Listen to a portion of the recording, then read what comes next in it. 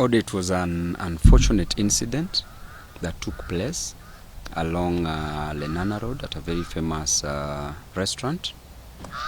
May not mention the name of the restaurant for the purpose of the clientele. And you know the restaurant, of course. So yesterday at around 3:30 p.m. I received a call from a friend of mine, a man of God, a clergyman, and he said that he wanted to see me. So we set up a meeting at the said restaurant. Then I drove straight to that place, to the restaurant.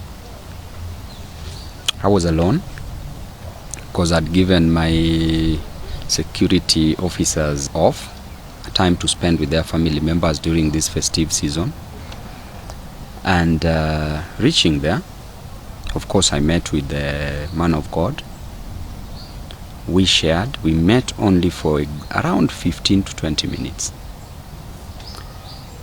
Then, because recently I'd had some issues with myself, because I underwent some medical procedure, so I was just going back home. When I stood up, there was a table next to ours that there were several people who sat by that table, including MCA Robert Alai. And I opted to say hi to them as a leader. It was only cashiers to say hi to these people, including Alai as a leader. So I greeted all of them, finished with Alai because he was seated at the farthest end.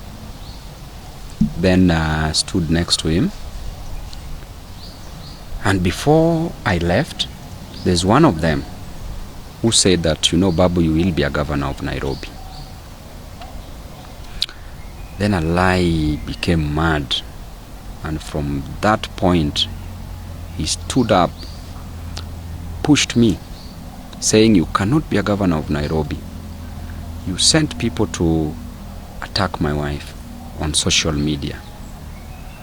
Then immediately, he removed a gun, cocked the pistol,